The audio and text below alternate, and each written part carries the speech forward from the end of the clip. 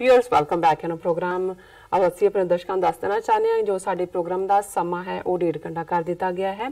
ਇਸ ਦਾ ਟਾਈਮ ਹੈ 7:30 ਤੋਂ ਲੈ ਕੇ 9 ਵਜੇ ਤੱਕ और जो ਪੰਜਾਬੀ ਖਬਰਾਂ ਹੁੰਦੀਆਂ ਨੇ ਉਹ 9 ਵਜੇ ਤੋਂ ਲੈ ਕੇ 9:30 ਵਜੇ ਤੱਕ और जो स्पैशल इंटरव्यूज होंदियां ने वो 9:30 तो लैके 10 बजे तक तुसी ए तीनों जो प्रोग्राम ने वो लाइव साडे YouTube पर TV84 दे चैनल ते देख सकते हो, अपने कमेंट्स राय भेज सकते हो और असी ये भी चाहांगे कि तुसी इस नूं TV84 दे चैनल और YouTube ते जाके सब्सक्राइब करना नहीं भूलना। Thank you so much. So keep watching TV84। जी डॉक्टर साहब, पहले सैगमेंट विच आपां पहले इशू च गलबात कीती कि किस तरह ट्रंप सरकार ने मोदी सरकार नूं उसदी औकात दिखाई है। हुण असीं गलबात करांगे अगले जो इशू है उस बारे। जी डॉक्टर साहब की कहना चाहोगे? देखो, जनवरी दी शुरुआत दे नाल ही 2019 दीयां पार्लिमानी चोणां दा दौर भी मुहिम दा दौर कैंपेनिंग भी शुरू हो गई जी। और इस बार प्रधानमंत्री मोदी ने जिहड़ा बीजेपी दा सारा चोण मुहिम का सारा एक बिगिनिंग का दौर है वो गुरदासपुर शहर दे विच पहली रैली दे नाल अपनी पार्लीमानी चोण मुहिम का आगाज़ किया है, उसकी शुरुआत की है। सो ज़ाहिर है कि कुछ हल्कियां दे विच तां ये भी डिस्कस हो रहा है कि भी पंजाब नूं क्यों चुनिया गया है और वो भी गुरदासपुर नूं। और इस कोई शक नहीं है कि गुरदासपुर की सीट जो पंजाब दे विच अकाली बीजेपी अलायंस लंबे वक्त तो चल रहा है तो जिहड़ियां 2-3 सीटां इन्हां नूं पंजाब चों MP दियां मिलदियां ने जिहदे चों अपने कैंडीडेट खड़े कर सकते हैं, उन्हां च अमृतसर, गुरदासपुर और हुशियारपुर है जी। और पिछलियां चोणां वेले अमृतसर की पार्लिमानी सीट तो ही अरुण जेतली जिहड़ा हुण फाइनैंस मिनिस्टर है इस नूं हराया सी। 2014 दीयां चोणां वेले कैप्टन अमरिंदर सिंह ने कांग्रेस टिकट ते और हुण भी अमृतसर की सीट जिहड़ी है गुरजीत सिंह औजला कांग्रेस के उम्मीदवार कोल है। गुरदासपुर की सीट तो लंबा वक्त विनोद खन्ना जिहड़ा कि फिल्मी दुनिया दे विच सी, एक्टर सी, किसी वेले रजनीश दा चेला भी बनया, फिर वापस मुड़िया और वो उत्थों गुरदासपुर तो बीजेपी का MP बनता रहे। लेकिन पिछलियां उसकी मौत हो गई in between mid term they which election हुई और विनोद खन्ने की वाइफ जिहड़ी है वो उम्मीदवार सी पर उन्होंने पासे करके उन्होंने सलारिया उतों का लोकल लीडर है चंगा धनाड़ और वो रामदेव नूं पैसे दिंदा तो रामदेव उन्होंने दिंदा। सो वो सीट स्वामी रामदेव ने उन्होंने सलारिया नूं दवाई और इधर पंजाब दे विच कांग्रेस की हुकूमत बन चुकी सी असैंबली चोणां च और बलराम जाखड़ दा मुंडा सुनील जाखड़ जिहड़ा कि अमरिंदर दा नेड़ू है और कांग्रेस लैजिस्लेटिव पार्टी का लीडर भी रहा और प्रदेश कांग्रेस का भी प्रधान। सो अमरिंदर ने इनू बलराम जाखड़ नूं फील्ड किया कांग्रेस के कैंडीडेट के तौर पर और इस दौरान सुच्चे लंगाह का बद अखलाकी का जिहड़ा स्कैंडल भी बाहर आया। नतीजे के तौर पर कांग्रेस जां ये जिहड़ा सुनील जाखड़ है बहुत वड्डी वोटां दी लैके गिणती दे नाल वो उत्थों MP बने। सो ज़ाहिर है भी जिहड़े इस वेले ईवन पार्लीमेंट दे विच भी कांग्रेस के चेहरे ने अमरिंदर तो थोड़ी देर बाद उत्थों दौड़ आया, हालांकि सोनिया गांधी तो बाद इनू डिप्टी लीडर बनाया गया पार्लीमेंट कांग्रेस का, लेकिन ये अख पंजाब के मुख मंत्री बनने के उत्ते ही सी। लेकिन ये सुनील जाखड़ काफ़ी वोकल है और पार्लीमेंट के विच भी ये काफ़ी बोलता है और अदरवाइज भी जिहड़ा है वो बीजेपी के उत्ते जिवें हुण राफेल डील के मुद्दे ते भी उन्हें इस दे उत्ते काफ़ी ड्रामेटिक अंदाज दे विच भी तंज बीजेपी ने की।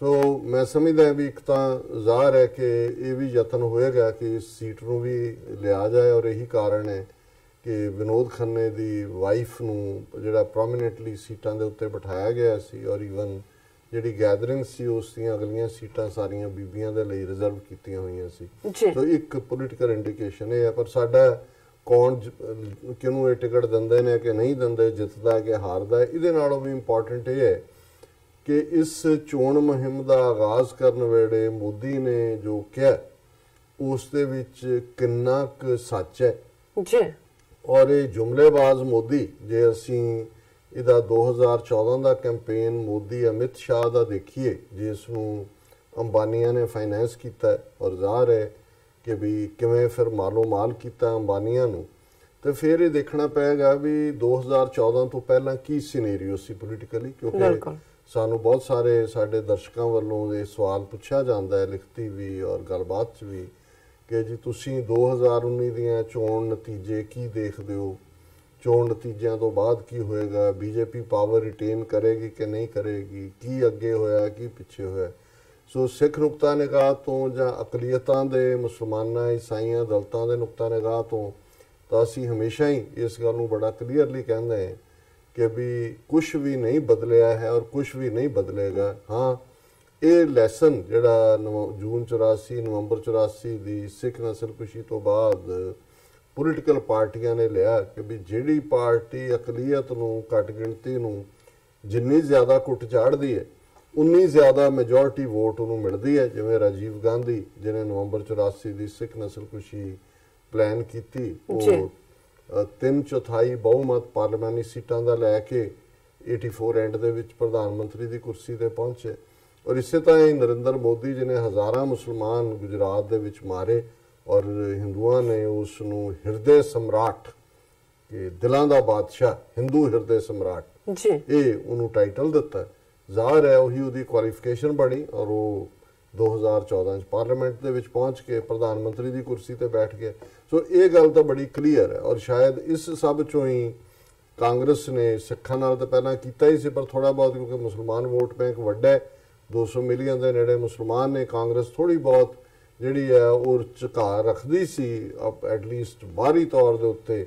ਹਾਲਾਂਕਿ ਬਾਬਰੀ ਮਸਜਿਦ ਦੇ ਦਰਵਾਜ਼ੇ ਵੀ ਜਿਹੜਾ ਉਹ ਰਾਜੀਵ ਗਾਂਧੀ ਨੇ ਖੁਲਾਏ ਸੀ ਜੀ। ਔਰ ਨਰਸਿਮਹਾ ਰਾਓ ਦੀ ਸਰਕਾਰ ਵੇਲੇ 6 ਦਸੰਬਰ 1992 ਨੂੰ ਕਾਂਗਰਸੀ ਸਰਕਾਰ ਸੀ ਜਦੋਂ ਬਾਬਰੀ ਮਸਜਿਦ ਢਾਈ ਗਈ। ਪਰ ਇਹਦੇ ਬਾਵਜੂਦ ਹੁਣ ਜੇ ਅਸੀਂ ਇਹਨਾਂ 3 ਸਟੇਟਾਂ ਰਾਜਸਥਾਨ, ਮੱਧ ਪ੍ਰਦੇਸ਼ ਤੇ ਛੱਤੀਸਗੜ੍ਹ ਦੀ ਚੋਣ ਮੁਹਿੰਮ ਦੇ ਦੌਰਾਨ ਰਾਹੁਲ ਗਾਂਧੀ ਜਾਂ ਕਾਂਗਰਸ ਦਾ ਜਿਹੜਾ ਮੈਨੀਫੈਸਟੋ ਹੈ ਦੇਖੀਏ ਤੇ ਉਹ ਤਾਂ ਹਿੰਦੂਤਵਾ ਦੇ ਵਿੱਚ ਬੀਜੇਪੀ ਨੂੰ ਮਾਤ ਪਾਉਣ ਵਾਲਾ ਸੀ। ਹਰ ਪਿੰਡ ਦੇ ਵਿੱਚ ਗਊਸ਼ਾਲਾ ਖੋਲਣ ਦੀ ਗੱਲ, ਰਾਮਚੰਦਰ ਦੇ 14 ਸਾਲ ਦੇ ਪਾਥ ਨੂੰ ਡਿਵੈਲਪ ਕਰਨ ਦੀ ਗੱਲ, ਸਾਰੇ ਮੰਦਰਾਂ ਦੇ ਕਬਜ਼ੇ ਮਹੰਤਾਂ ਨੂੰ ਪਰਸਨਲੀ ਉਹਨਾਂ ਦੇ ਨਾਂ ਜਿਹੜੀਆਂ ਲੈਂਡ ਡੀਡ ਕਰਾਉਣ ਦੀ ਗੱਲ, ਉਹਨਾਂ ਦੇ ਅੱਗੋਂ ਪੁੱਤਰਾਂ ਨੂੰ ਹੀ ਜਿਹੜਾ ਉੱਥੋਂ ਦੇ ਪੱਕੇ ਮਹੰਤ ਬਣਾਉਣ ਦੀ ਗੱਲ। ਔਰ ਫਿਰ ਰਾਹੁਲ ਗਾਂਧੀ ਦਾ ਸ਼ਿਵ ਜੀ ਦੇ ਹਰ ਮੰਦਰ 'ਚ ਜਾ ਕੇ ਪੂਜਾ ਕਰਨਾ ਔਰ ਜਨੇਊ ਤਾਰੀ, ਬ੍ਰਾਹਮਣ, ਕੌਲ ਬ੍ਰਾਹਮਣ ਹੋਣ ਦਾ ਐਲਾਨੀਆ ਐਲਾਨ। ਸੋ ਉਹਦੇ 'ਚ ਕੀ ਫਰਕ ਪਿਆ? ਔਰ ਜਿਵੇਂ ਕੱਲ੍ਹ ਅਸੀਂ ਡਿਸਕਸ ਕੀਤਾ ਸੀ ਕਿ ਕਿਵੇਂ ਰਾਜਸਥਾਨ ਦੇ ਕਾਂਗਰਸੀ ਮੁੱਖ ਮੰਤਰੀ ਅਸ਼ੋਕ ਗਹਿਲੋਤ ਦੀ ਕੈਬਨਿਟ ਦੇ ਵਿੱਚ ਜਿਹੜਾ ਪੋਖਰਾਨ ਇਲਾਕੇ 'ਚੋਂ ਮੁਸਲਮਾਨ ਜਿਹੜਾ ਜਿਸ ਨੂੰ ਮਿਨਿਸਟਰ ਬਣਾਇਆ ਉਹਨੇ ਪਹਿਲਾ ਕੰਮ ਹੀ ਇਹ ਕੀਤਾ, ਬਣਨ ਦੇ ਪਹਿਲੇ ਕੁਝ ਦਿਨਾਂ ਬਾਅਦ ਜਾ ਕੇ ਸ਼ਿਵ ਮੰਦਰ ਦੇ ਵਿੱਚ ਅੱਧਾ ਘੰਟਾ ਪੂਜਾ ਅਰਚਨਾ ਕੀਤੀ। ਉਹਨੇ ਵੀ ਕਿਹਾ ਮੈਂ ਸ਼ਿਵ ਜੀ ਦਾ ਭਗਤ। ਸੋ ਜ਼ਾਹਰ ਹੈ ਵੀ ਇਹ ਮਾਹੌਲ ਤਾਂ ਉਹਨਾਂ ਨੇ ਸਿਰਜ ਦਿੱਤਾ। ਇਸ ਲਈ ਚੋਣਾਂ 'ਚ ਕੌਣ ਜਿੱਤਦਾ ਕੌਣ ਨਹੀਂ ਅਸੀਂ ਬਿਫੋਰ ਹੀ ਦੱਸ ਰਹੀ ਹੈ ਕਿ ਘੱਟ ਗਿਣਤੀਆਂ ਦੇ ਨੁਕਤਾ ਨਿਗਾਹ ਤੋਂ nothing has change, nothing will change. ਦੇਸ਼ ਬੜਾ ਤੇਜ਼ੀ ਨਾਲ ਜਿਹੜਾ ਉਹਦਾ ਭਗਵਾਕਰਨ ਹੋ ਗਿਆ ਔਰ ਉਹ ਬਿਲਕੁਲ ਹੁਣ ਤਾਂ ਸਿਰਫ ਮਨੂ ਸਮ੍ਰਿਤੀ ਨੂੰ ਜਿਹੜਾ ਸੰਵਿਧਾਨ ਦੇ ਤੌਰ ਤੇ ਐਕਸੈਪਟ ਕਰਵਾਉਣਾ ਹੈ, ਵੈਸੇ ਪ੍ਰੈਕਟੀਕਲੀ ਉਹ ਤਾਂ ਹੋ ਹੀ ਚੁੱਕਾ ਹੈ। ਸਾਬਰੀਮਾਲਾ ਮੰਦਿਰ ਦੇ ਮੁੱਦੇ ਤੇ ਕੀ ਚੱਲ ਰਿਹਾ ਉਹ ਅਸੀਂ ਕੱਲ੍ਹ ਵੀ ਡਿਸਕਸ ਕੀਤਾ ਸੀ ਔਰ ਹਾਲਾਤ ਉੱਥੇ ਅੱਧਾ ਕੇਰਲਾ ਜਿਹੜਾ ਉਹਦੇ 'ਚ ਬੰਦ ਹੋਇਆ, ਟੀਅਰ ਗੈਸ ਚੱਲੀ, ਕਿਤੇ ਗੋਲੀ ਚੱਲੀ। ਔਰ ਬੀਜੇਪੀ ਸੁਪਰੀਮ ਕੋਰਟ ਨੂੰ ਕੀ ਸਮਝਦੀ ਹੈ?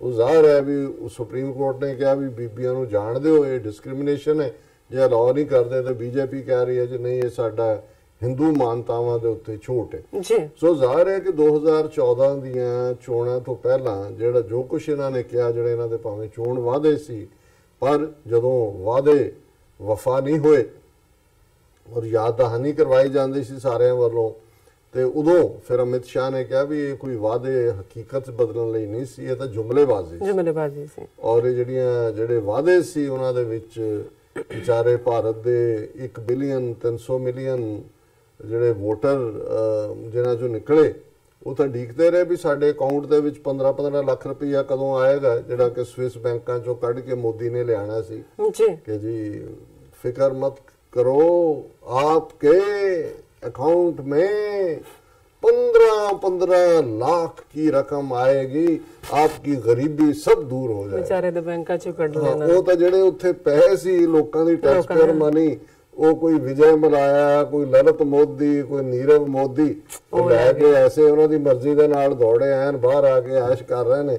तो ਉੱਥੇ ਦੇਖ ਰਹੇ ਨੇ ਵੀ 15-15 लाख कहाँ से आएगा, ये तो जो था वो भी ले गए लूट के भाई, सब कुछ ले गए।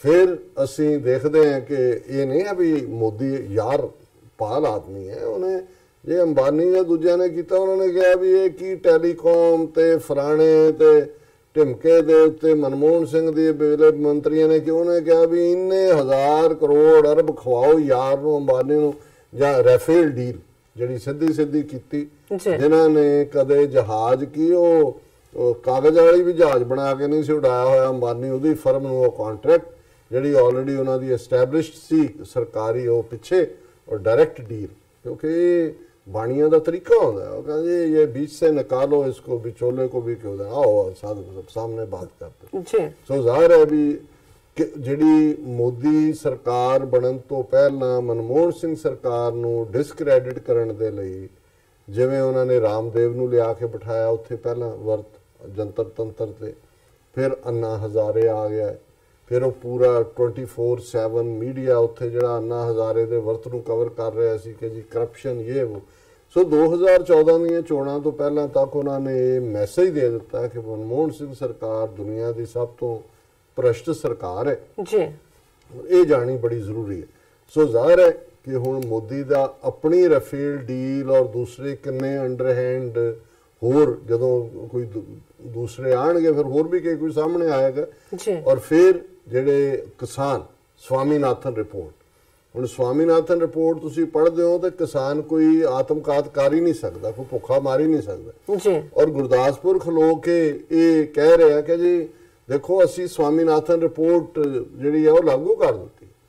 ਫੈਕਟ ਇਹ ਹੈ ਕਿ ਵੀ ਮੋਦੀ ਦੇ ਇਹਨਾਂ 4-5 ਸਾਲਾਂ ਦੇ ਵਿੱਚ ਜਿੰਨੇ ਕਿਸਾਨਾਂ ਨੇ ਆਤਮਘਾਤ ਕੀਤਾ ਹੈ ਉਹ ਨੰਬਰ ਪਿਛਲੇ ਨਾਲੋਂ ਵੀ ਡਿਓੜ ਹੈ। ਲੇਕਿਨ ਜਦੋਂ ਤੁਸੀਂ ਝੂਠ ਹੀ ਬੋਲਣਾ ਹੈ ਤੇ ਇੰਨਾ ਵੱਡਾ ਝੂਠ ਬੋਲੋ ਕਿ ਕੋਈ ਸਮਝੇ ਕਿ ਵੀ ਇਹ ਝੂਠ ਹੋ ਹੀ ਨਹੀਂ ਸਕਦਾ। ਬਿਲਕੁਲ ਹੁਣ ਕਿਉਂਕਿ ਗੁਰਦਾਸਪੁਰ 'ਚ ਖੜਾ ਹੈ, ਸਿੱਖਾਂ ਦੀਆਂ ਵੋਟਾਂ ਵੀ ਲੈਣੀਆਂ ਨੇ, ਕੱਲੀਆਂ ਪੰਜਾਬ 'ਚ ਹੀ ਨਹੀਂ ਇਸ ਵੇਲੇ, ਕਿਉਂਕਿ ਟਾਈਟ ਰੇਸ ਹੋਏਗੀ ਹਰ ਥਾਂ ਤੇ। ਸਿੱਖ ਸਾਰੇ ਭਾਰਤ 'ਚ ਫੈਲੇ ਹੋਏ ਨੇ, ਕੋਈ ਮਿਲੀਅਨ 2 ਮਿਲੀਅਨ, ਕੋਈ ਹਰਿਆਣੇ 'ਚ ਹੈ, ਕੋਈ ਰਾਜਸਥਾਨ 'ਚ ਹੈ, ਈਵਨ ਮਹਾਰਾਸ਼ਟਰ ਵਰਗੀਆਂ ਸਟੇਟਾਂ 'ਚ ਵੀ ਸਿੱਖ ਵੋਟ ਕਈ ਥਾਂ ਤੇ ਕ੍ਰੂਸ਼ੀਅਲ ਡਿਸਾਈਡਿੰਗ ਵੋਟ ਹੋਏਗੀ। ਸੋ ਉੱਥੇ ਖਲੋ ਕੇ ਉਹਨੇ ਪਹਿਲਾਂ ਤਾਂ ਆਪਣੀ ਅੱਧਾ ਘੰਟਾ ਬੋਲਿਆ ਔਰ ਘੰਟਾ ਲੇਟ ਆਇਆ ਤੇ ਆਪਣੀ ਸਪੀਚ ਉਹਨੇ ਪੰਜਾਬੀ ਸ਼ੁਰੂ ਕੀਤੀ। ਸਿੱਖ ਇੰਨੇ 'ਚ ਖੁਸ਼ੀ ਹੋ ਜਾਂਦੇ ਦੇਖੋ ਇਹ ਪੰਜਾਬੀ ਬੋਲ ਰਹੇ।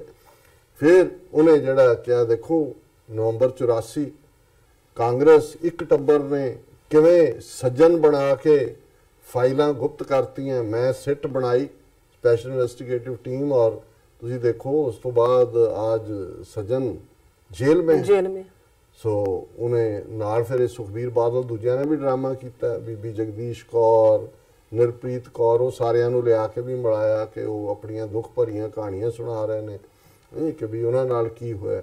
ਸੋ ਜ਼ਾਹਿਰ ਹੈ ਵੀ ਗੱਲ ਇੱਥੇ ਨਹੀਂ ਰੁਕੀ ਜਦੋਂ ਤੁਸੀਂ ਕਰਤਾਰਪੁਰ ਕੋਰੀਡੋਰ, ਕਿਉਂਕਿ ਇਹ ਇਸ਼ੂ ਅੱਜ ਵੀ ਸਾਡੇ 30 ਮਿਲੀਅਨ ਸਿੱਖ ਕੌਮ ਦੀਆਂ ਭਾਵਨਾਵਾਂ ਨਾਲ ਜੁੜਿਆ ਹੋਇਆ ਹੈ। ਪਾਕਿਸਤਾਨ ਦੀ ਓਬਵੀਅਸਲੀ ਗੁੱਡਵਿਲ ਔਰ ਇਹਦੀ ਕੰਪਲੀਸ਼ਨ ਕਿਵੇਂ ਹੋਏਗੀ। ਔਰ ਐਸਾ ਬੇਸ਼ਰਮ ਆਦਮੀ ਹੈ ਉੱਥੇ ਖਲੋ ਕੇ ਕਹਿ ਰਿਹਾ ਹੈ ਕਿ ਜੀ 70 ਸਾਲ ਕਿਸੇ ਹਕੂਮਤ ਨੇ, ਕਾਂਗਰਸ ਨੇ, ਉਹ ਸਭ ਕਾਂਗਰਸ ਦੇ ਖਾਤੇ 'ਚ ਪਾ ਕੁਛ ਨਹੀਂ ਕੀਤਾ। ਔਰ ਮੈਂ ਦੇਖੋ ਮੈਨੂੰ ਇਹ ਲੱਗਾ ਕਿ ਵੀ ਅੱਛਾ ਇਹ ਆਸਥਾ ਦਾ ਮਾਮਲਾ ਹੈ ਔਰ 3-4 ਮੀਲ ਦੂਰ ਅਸੀਂ ਕਿਹਾ ਜੀ ਬਣਾ ਦਿਓ ਔਰ ਉਹਨੇ ਕਿਹਾ ਜੀ ਅਸੀਂ ਮੈਂ ਆਰਡਰ ਕੀਤਾ ਹੈ ਵੀ ਬਹੁਤ ਜਿਹੜੀਆਂ ਫੈਸਿਲਿਟੀਜ਼ ਨੇ ਮਾਡਰਨ ਦੂਜੀਆਂ ਤੀਜੀਆਂ ਹੋਣੀਆਂ ਚਾਹੀਦੀਆਂ। ਹੁਣ ਜਦੋਂ ਇਹ ਝੂਠ ਬੋਲਦੇ ਨੇ ਇਹਨਾਂ ਨੂੰ ਇਹ ਸ਼ਰਮ ਨਹੀਂ ਆਉਂਦੀ ਵੀ ਇਹਨਾਂ ਨੂੰ ਕੋਈ ਪੁੱਛੇ ਵੀ 70 ਸਾਲਾਂ 'ਚੋਂ 3 ਵਾਰ ਤਾਂ ਤੁਹਾਡੀ ਬੀਜੇਪੀ ਦੀ ਸਰਕਾਰ ਰਹੀ ਵਾਜਪਾਈ ਦੇ ਥੱਲੇ। 5 ਸਾਲ ਇੱਕ ਵਾਰੀ 11 ਮਹੀਨੇ, ਇੱਕ ਵਾਰੀ 11 ਦਿਨ। ਇਸ ਤੋਂ ਇਲਾਵਾ ਬੀਜੇਪੀ ਜਦੋਂ ਵੀਪੀ ਸਿੰਘ ਦੀ ਸਰਕਾਰ ਬਣੀ ਉਹਦੇ 'ਚ ਵਾਜਪਾਈ ਫੋਰਨ ਮਿਨਿਸਟਰ ਸੀ, ਤੁਸੀਂ ਪਾਰਟਨਰ ਸੀ। ਤੁਹਾਨੂੰ ਉਦੋਂ ਕਿਉਂ ਨਾ ਖਿਆਲ ਆਇਆ ਕਿ ਵੀ ਤੁਸੀਂ ਬਣਾਉਣਾ? ਫਿਰ ਤੁਸੀਂ ਜਿੱਦਣ ਇਹ ਫੈਸਲਾ ਕੀਤਾ ਵੀ ਡੇਰਾ ਬਾਬਾ ਨਾਨਕ ਫਾਊਂਡੇਸ਼ਨ ਸਟੋਨ ਰੱਖਣਾ, ਉਸ ਤੋਂ 24 ਘੰਟੇ ਪਹਿਲਾਂ ਤਾਂ ਤੁਸੀਂ ਦੂਰਬੀਨਾਂ ਲਾਈਆਂ ਸੀ ਉੱਥੇ ਆ ਕੇ। ਸੋ ਜ਼ਾਹਿਰ ਹੈ ਜਦੋਂ ਤੁਸੀਂ ਝੂਠ ਹੀ ਬੋਲਣਾ ਸੋ ਇਹਦੇ 'ਚ ਕੋਈ ਭੁਲੇਖਾ ਨਹੀਂ ਹੈ। ਚਲੋ ਇਹਦੇ 'ਚ ਇੱਕ ਗੱਲ ਜ਼ਰੂਰ ਨਿਕਲੀ ਵੀ ਇਸ ਫਿਰ ਉਹਨੇ ਨਵਜੋਤ ਸਿੱਧੂ ਤੇ ਵੀ ਤਨਜ਼ ਕਸੀ। ਉਹਨੇ ਕਿਹਾ ਜੀ ਅਮਰਿੰਦਰ ਦੀ ਗੱਲ ਮੰਨੇ ਬਿਨਾ ਜਿਹੜਾ ਇਹ ਪਾਕਿਸਤਾਨ ਚਲਾ ਗਿਆ ਔਰ ਪਾਕਿਸਤਾਨ ਨੂੰ ਮੌਕਾ ਮਿਲਿਆ ਸਾਡੇ। ਹੁਣ ਜਿਨ੍ਹਾਂ ਦੇ ਕੋਲ ਹੈ ਕਰਤਾਰਪੁਰ ਦੀ ਧਰਤੀ, ਜਿਨ੍ਹਾਂ ਨੇ ਉਹਨਾਂ ਨੂੰ ਘੱਟੋ ਘੱਟ ਬੰਦਾ ਜਿਹਨੂੰ ਕਹਿੰਦੇ ਨੇ ਕਿ ਵੀ ਕੋਈ ਡਿਊ ਤਾਂ ਦਿਓ ਜਿਹਦਾ ਹੈ, ਲੇਕਿਨ ਜਦੋਂ ਤੁਸੀਂ ਆਪਣੇ ਸਿਰ ਦੇ ਉੱਤੇ ਸਿਹਰਾ ਆਪ ਵੀ ਬੰਨਣਾ ਤੇ ਕਹਿਣਾ ਵੀ ਮੈਂ ਹੀ ਲਾੜਾ ਫਿਰ ਤਾਂ ਕੋਈ ਕੀ ਕਰ ਸਕਦਾ। ਵੱਖਰੀ ਗੱਲ ਹੈ ਵੀ ਜਿੱਥੇ ਜਾ ਕੇ ਬਰਾਤ ਲੈ ਕੇ ਢੁਕੇ ਉਹ ਜੁੱਤੀਆਂ ਫੇਰ ਕੇ ਭੇਜ ਦੇਣ ਵੀ ਤੈਨੂੰ ਲਾੜਾ ਕਿਹਨੇ ਬਣਾਇਆ।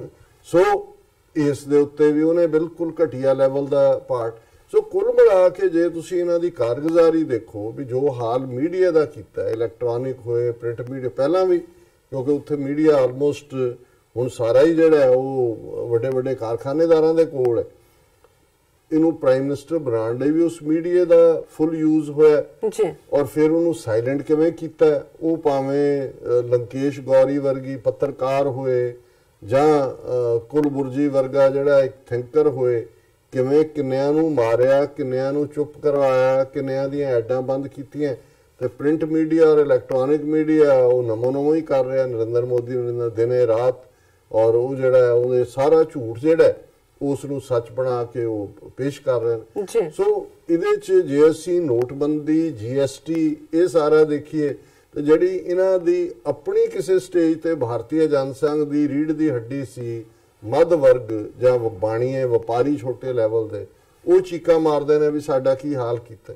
ਔਰ ਕਿਵੇਂ ਈਵਨ GST ਗੁਰੂ ਰਾਮਦਾਸ ਜੀ ਦੇ ਲੰਗਰ ਦੇ ਉੱਤੇ ਵੀ ਲਾਈ ਹੈ। ਹੁਣ ਇਹ ਤੇ ਬਾਦਲ ਕੇ ਬੋਲਦੇ ਨਹੀਂ ਹੈ, ਉਹ ਇਹ ਕਹਿੰਦੇ ਜਾ ਕੇ ਤੁਸੀਂ ਕਦੇ ਕਿਸੇ ਨੇ ਪੁੱਛਿਆ ਜੀ ਤੁਸੀਂ ਜਿਹੜੇ ਟੈਕਸ ਦਿੱਤਾ ਉਹ ਰਿਟਰਨ ਕਰਾਇਆ ਜਾਂ ਉਹਨਾਂ ਨੇ ਤੁਹਾਨੂੰ ਕੋਈ ਸਪੈਸ਼ਲ ਕੰਸੈਸ਼ਨ ਨਹੀਂ, ਤੁਸੀਂ ਭਰੋਗੇ ਫਾਰਮ ਦੇਣਗੇ ਦੇ ਦੇਣਗੇ। ਸੋ ਕੁੱਲ ਮਿਲਾ ਕੇ ਜਿਹੜਾ ਇਹ ਸਾਰੀ ਉਸ ਦੀ ਪ੍ਰੈਜੈਂਟੇਸ਼ਨ ਸੀ ਉਹਦੇ 'ਚ ਇੱਕ ਗੱਲ ਇਹ ਲੱਗਦੀ ਹੈ ਕਿ ਵੀ ਇਹਨਾਂ ਚੋਣਾਂ ਤੱਕ ਪਹੁੰਚਦੇ ਆ ਵੀ ਉਹ ਹਾਲ ਦੀ ਘੜੀ ਜੇ ਕੋਈ ਵੱਡੀ ਘਟਨਾ ਉਹ ਸਿੱਖਾਂ ਨੂੰ ਖੁਸ਼ ਕਰਨ ਦੀ ਲਾਈਨ ਵਾਲੀ ਤੁਰੇ ਨੇ। ਔਰ ਉਹਦੇ 'ਚ ਕਰਤਾਰਪੁਰ ਦੇ ਲਾਂਘਾ ਵੀ ਕਿਉਂਕਿ ਗੁਰਦਾਸਪੁਰ ਜ਼ਿਲ੍ਹੇ 'ਚ ਹੈ, ਉਸ ਦਾ ਮੈਂਸ਼ਨ ਨਵੰਬਰ 84 ਵੀ ਉਹਦੇ ਨਾਲ। ਸੋ ਇਹ ਦੋ ਇਸ਼ੂ ਲੈ ਕੇ ਇਹ ਸਿੱਖਾਂ ਦੇ ਕੋਲ ਜਿਹੜੀ ਇਹਨਾਂ ਦੀ ਜਾਣ ਦੀ ਲਾਈਨ ਹੈ। ਬਾਕੀ ਉੱਥੇ ਖਲੋ ਕੇ ਤਾਰੀਫ ਵਿਨੋਦ ਖੰਨੇ ਦੀ ਵੀ ਕਰਤੀ, ਦੇਵਾਨੰਦ ਦੀ ਵੀ ਕਰਤੀ ਕਿਉਂਕਿ ਦੇਵਾਨੰਦ ਵੀ ਗੁਰਦਾਸਪੁਰ ਦਾ ਸੀ। ਔਰ ਇੱਕ ਗੱਲ ਸਮਝ ਨਹੀਂ ਆਈ ਕਿ ਪ੍ਰਕਾਸ਼ ਸਿੰਘ ਬਾਦਲ ਜਿਹੜਾ ਉਸ ਇਕੱਠ ਚੋਂ ਗਾਇਬ ਸੀ, ਸਿਹਤ ਦਾ ਬਹਾਨਾ ਬਣਾ ਕੇ, ਉਹਨੂੰ ਪਤਾ ਹੈ ਵੀ ਕਦੋਂ ਕੀ ਕਰਨਾ। ਸੁਖਬੀਰ ਬਾਦਲ ਔਰ ਦੂਜੇ ਹਰਸਿਮਰਤ ਬਾਦਲ ਇਹ ਅੱਗੇ ਸੀ। ਸੋ ਇਸ ਤੋਂ ਇਹ ਲੱਗਦਾ ਵੀ ਹੋ ਸਕਦਾ ਹੈ ਕਿ ਵੀ ਪੰਜਾਬ ਦੇ ਵਿੱਚ, ਹਾਲਾਂ ਉਹਨੇ ਬਾਦਲ ਦੀ ਵੀ ਤਾਰੀਫ ਕੀਤੀ ਕਿ ਜੀ ਅਸੀਂ ਉਹਨਾਂ ਦੇ ਮਾਰਗਦਰਸ਼ਨ ਦੇ ਵਿੱਚ ਗੱਲ ਨੂੰ ਅੱਗੇ ਤੋਰ ਰਹੇ। ਸੋ ਕੁੱਲ ਮਿਲਾ ਕੇ ਇਹ ਜਿਹੜਾ ਆਗਾਜ਼ ਹੈ ਚੋਣ ਮੁਹਿੰਮ ਦਾ ਬੀਜੇਪੀ ਨੇ ਕਰ ਦਿੱਤੇ ਔਰ ਉਸੇ ਤਰ੍ਹਾਂ ਹੀ ਜੁਮਲੇਬਾਜ਼ੀ ਹੋਏਗੀ, ਉਸੇ ਤਰ੍ਹਾਂ ਹੀ ਝੂਠ ਦਾ ਸਹਾਰਾ ਲਿਆ ਜਾਏਗਾ। ਪਰ ਇਸ ਦੇ ਨਾਲ ਜਿਹੜੀਆਂ ਖਾਸ ਤੌਰ ਤੇ EVM ਇਹਨਾਂ ਦੀਆਂ ਮਸ਼ੀਨਾਂ ਨੇ ਉਹਦੀ ਕੈਲੀਬ੍ਰੇਸ਼ਨ ਵੀ ਡਿਸਾਈਡ ਕਰਨ ਦੇ ਵਿੱਚ ਇੱਕ ਵੱਡਾ ਫੈਕਟਰ ਹੋਏਗੀ। ਔਰ ਚੋਣਾਂ ਤੱਕ ਪਹੁੰਚਣ ਤੋਂ ਪਹਿਲਾਂ ਕਿਉਂਕਿ ਜਨਵਰੀ ਦੇ ਇਸ ਹਫ਼ਤੇ 'ਚ ਹੀ ਮੰਦਰ ਜਿੱਥੇ ਇਹਨਾਂ ਨੇ ਬਾਬਰੀ ਮਸਜਿਦ ਢਾਹ ਕੇ ਬਣਾਉਣ ਦੀ ਲਾਈਨ ਲਈ ਹੋਈ ਹੈ ਉਸ ਦੀ ਹੀਅਰਿੰਗ ਵੀ ਸ਼ੁਰੂ ਹੋਏਗੀ। ਔਰ ਜਿਹੜਾ ਉਹਨੇ ਮਨ ਕੀ ਬਾਤ ਦੇ ਵਿੱਚ 2 ਦਿਨ ਪਹਿਲਾਂ ਮੋਦੀ ਨੇ ਕਿਹਾ ਕਿ ਜੀ ਅਸੀਂ ਅਜੇ ਕੋਈ ਹੋਰ ਪ੍ਰੋਵੀਜ਼ਨ ਜਦੋਂ ਤੱਕ ਕਾਨੂੰਨੀ ਪ੍ਰਕਿਰਿਆ ਮੁਕੰਮਲ ਨਹੀਂ ਹੁੰਦੀ ਉਦੋਂ ਤਾਂ ਜ਼ਾਹਰ ਹੈ ਕਿ ਜੇ ਫੈਸਲਾ ਸੁਪਰੀਮ ਕੋਰਟ ਦਾ ਪਹਿਲਾਂ ਆ ਗਿਆ ਹੋ ਸਕਦਾ ਹੈ ਇਹਨਾਂ ਨੇ ਕੈਲਕੂਲੇਟ ਇਸ ਤਰੀਕੇ ਨਾਲ ਕੀਤਾ ਹੋਏ ਕਿ ਵੀ ਵੈਸੇ ਤਾਂ ਫੈਸਲਾ ਹੀ ਫੇਵਰੇਬਲ ਹੋਏਗਾ ਤੇ ਜੇ ਨਾ ਹੋਇਆ ਤਾਂ ਇਹਨਾਂ ਨੇ ਆਰਡੀਨੈਂਸ ਜਾਰੀ ਕਰਨ ਦੀ ਲਾਈਨ ਜਿਹੜੀ ਹੈ ਉਹ ਵੀ ਖੁੱਲੀ ਰੱਖੀ ਹੋਈ ਹੈ। ਸੋ ਹਿੰਦੂਆਂ ਨੂੰ ਵੇਚਣ ਦੇ ਲਈ ਬਹੁ ਗਿਣਤੀ ਨੂੰ ਉਹ ਮੁਸਲਮਾਨਾਂ ਦੇ ਖਿਲਾਫ ਫਿਰਕੂ ਨਫ਼ਰਤ, ਹਿੰਸਾ, ਪਾਕਿਸਤਾਨ ਦੇ ਖਿਲਾਫ ਜਿਹੜਾ ਉਹ ਧੂਆਂਧਾਰ ਪ੍ਰੋਪੇਗੈਂਡਾ ਕਸ਼ਮੀਰ ਦੇ ਵਿੱਚ ਲਗਾਤਾਰਤਾ ਦੇ ਨਾਲ ਮੁਸਲਮਾਨ ਨੌਜਵਾਨਾਂ ਦਾ ਕਤਲੇਆਮ ਕੀਤਾ ਜਾ ਰਿਹਾ ਹੈ। ਔਰ ਫੌਜ ਜਿਹੜੀ ਹੈ ਬਿਲਕੁਲ ਜਿਵੇਂ ਕੱਲ੍ਹ ਅਸੀਂ ਯਸ਼ਵੰਤ ਸਿਨਹਾ ਦਾ ਇੰਟਰਵਿਊ ਡਿਸਕਸ ਕੀਤਾ ਸੀ ਨਿਊਜ਼ ਪੋਰਟਲ ਦੇ ਨਾਲ, ਉਹਨੇ ਕਿਹਾ ਵੀ ਕਸ਼ਮੀਰ ਤਾਂ ਸਾਡੇ ਹੱਥਾਂ 'ਚੋਂ ਜਾ ਚੁੱਕਾ ਹੈ, ਸਿਰਫ ਫੌਜ ਦੇ ਨਾਲ ਹੀ ਅਸੀਂ ਉੱਥੇ ਧੌਂਸ ਤੇ ਕਬਜ਼ਾ ਜਮਾਇਆ ਹੋਇਆ। ਸੋ ਕੁੱਲ ਮਿਲਾ ਕੇ ਅਸੀਂ ਤਾਂ ਇਹੀ ਕਹਿਣਾ ਚਾਹਾਂਗੇ ਕਿ ਭਾਈ ਹਰ ਵਾਰ ਮੂਰਖ ਬਣਨਾ, ਬੇਵਕੂਫ, ਘੱਟੋ ਘੱਟ ਸਿੱਖ ਨੁਕਤਾ ਨਿਗਾਹ ਤੋਂ ਬਾਕੀਆਂ ਤੇ ਸਾਡਾ ਕੋਈ ਕੰਟਰੋਲ ਨਹੀਂ ਹੈ। ਔਰ 200 ਮਿਲੀਅਨ ਮੁਸਲਮਾਨ ਭਾਰਤ ਦੇ ਨਕਸ਼ੇ 'ਚ ਨੇ। ਕਸ਼ਮੀਰੀਆਂ ਨੂੰ ਤਾਂ ਗੱਲ ਚੰਗੀ ਤਰ੍ਹਾਂ ਸਮਝ ਆਈ ਹੋਈ ਹੈ, ਉਹਨਾਂ ਤੋਂ ਤਾਂ ਸਾਨੂੰ ਸਿੱਖਣ ਦੀ ਲੋੜ ਹੈ, ਅਸੀਂ ਉਹਨਾਂ ਨੂੰ ਕੀ ਸਮਝਾਣਾ। ਪਰ ਘੱਟੋ ਘੱਟ ਆਪਣੇ ਲੋਕਾਂ ਨੂੰ ਅਸੀਂ ਜ਼ਰੂਰ ਕਹਿ ਸਕਦੇ ਹਾਂ ਕਿ ਤੁਸੀਂ ਦੇਖੋ ਕਿ ਸਾਹਮਣੇ ਕੀ ਚੱਲ ਰਿਹਾ ਹੈ। ਕੁਫਰ ਦਾ ਨੰਗਾ ਨਾਚ ਹੈ ਔਰ ਫਿਰਕੂ ਲੋਕ ਕਿਸ ਹੱਦ ਤੱਕ ਜਾ ਕੇ ਆਪਣੇ ਫਿਰਕੂ ਏਜੰਡੇ ਨੂੰ, ਹਿੰਦੂਤਵਾਦ ਏਜੰਡੇ ਨੂੰ ਲਾਗੂ ਕਰ ਰਹੇ ਨੇ। ਤੇ ਅਸੀਂ ਕਿਸ ਚੀਜ਼ ਦੇ ਇੰਤਜ਼ਾਰ ਕਰ ਰਹੇ ਹਾਂ। ਜੀ ਡਾਕਟਰ ਸਾਹਿਬ ਬਿਲਕੁਲ। ਖਾਲਿਸਤਾਨ ਤੋਂ ਬਿਨਾ ਸਿੱਖਾਂ ਦਾ ਕੋਈ ਮਸਲਾ ਹੱਲ ਨਹੀਂ ਹੋਣਾ। ਇਹ ਗੱਲ ਹਰ ਸਿੱਖ ਨੂੰ, ਬੱਚੇ, ਬੁੱਢੇ, ਜਵਾਨ, ਬੀਬੀ, ਮਾਂ, ਭੈਣ, ਹਰ ਇੱਕ ਨੂੰ ਚੰਗੀ ਤਰ੍ਹਾਂ ਸਮਝ ਲੈਣੀ ਚਾਹੀਦੀ। ਜੀ ਡਾਕਟਰ ਸਾਹਿਬ ਬਿਲਕੁਲ। ਇੱਥੇ ਲੈਣਾ ਬ੍ਰੇਕ ਤੋਂ ਪਹਿਲਾਂ ਅਸੀਂ ਦਰਸ਼ਕਾਂ ਤੇ ਸਰੋਤਿਆਂ ਨੂੰ ਅਪੀਲ ਤੇ ਬੇਨਤੀ ਕਰਦੀ ਹੈ। ਵਿਊਅਰਸ, ਜਿਸ ਤਰ੍ਹਾਂ ਕਿ ਤੁਸੀਂ ਜਾਣਦੇ ਹੋ ਕਿ ਟੀਵੀ 84 ਪਿਛਲੇ 6 ਸਾਲਾਂ ਤੋਂ ਹੱਕ, ਸੱਚ, ਇਨਸਾਫ ਤੇ ਪਹਿਰਾ ਦੇ ਰਿਹਾ ਹੈ। ਅਸੀਂ ਚਾਹਾਂਗੇ ਕਿ ਟੀਵੀ 84 ਦੀ ਹੋਰ ਚੜ੍ਹਦੀ ਕਲਾ ਲਈ ਵੱਧ ਤੋਂ ਵੱਧ ਡੋਨੇਟ ਕਰੋ। ਡੋਨੇਟ ਕਰਨ ਲਈ ਸਾਡੀ ਵੈਬਸਾਈਟ tv84.tv ਤੇ ਜਾ ਕੇ ਪੇਪਲ ਦੀ ਵਰਤੋਂ ਕਰਕੇ ਵਨ ਟਾਈਮ ਡੋਨੇਟ ਕਰ ਸਕਦੇ ਹੋ, ਮੰਥਲੀ ਡੋਨੇਟ ਵੀ ਕਰ ਸਕਦੇ ਹੋ। ਤੁਸੀਂ ਟੀਵੀ 84 ਦੇ ਨਾਮ ਤੇ ਚੈੱਕ ਬਣਾ ਕੇ ਸਾਨੂੰ ਮੇਲ ਵੀ ਕਰ ਸਕਦੇ ਹੋ ਸਾਡੀ ਇਸ ਪਤੇ ਤੇ 36-01 37th ਐਵਨਿਊ ਲੌਂਗਲੈਂਡ ਸਿਟੀ, ਨਿਊਯਾਰਕ 11101 USA, ਜਾਂ ਫਿਰ ਤੁਸੀਂ ਸਾਨੂੰ ਫੋਨ ਰਾਹੀਂ ਵੀ ਸੰਪਰਕ ਕਰ ਸਕਦੇ ਹੋ ਸਾਡੇ ਫੋਨ ਨੰਬਰ ਤੇ 5164060694। ਇਹ ਵੀ ਦੱਸ ਦਈਏ ਜੋ ਸਾਡੇ ਪ੍ਰੋਗਰਾਮ ਦਾ ਸਮਾਂ ਹੈ ਉਹ 7:30 ਤੋਂ ਲੈ ਕੇ 9 ਵਜੇ ਤੱਕ ਹੈ, ਔਰ ਤੁਸੀਂ ਇਸ ਨੂੰ YouTube ਤੇ ਜਾ ਕੇ ਟੀਵੀ 84 ਦੇ ਚੈਨਲ ਤੇ ਲਾਈਵ ਦੇਖ ਸਕਦੇ ਹੋ। ਅਸੀਂ ਚਾਹਾਂਗੇ ਕਿ ਤੁਸੀਂ ਇਸ ਨੂੰ ਵੱਧ ਤੋਂ ਵੱਧ, ਜੋ ਟੀਵੀ 84 ਦਾ ਚੈਨਲ ਹੈ YouTube ਤੇ, ਇਸ ਨੂੰ ਵੱਧ ਤੋਂ ਵੱਧ ਸਬਸਕ੍ਰਾਈਬ ਕਰੋ। Thank you so much. So ਮਿਲਦੇ ਹਾਂ ਛੋਟੇ ਜਿਹੇ ਬ੍ਰੇਕ ਤੋਂ ਬਾਅਦ।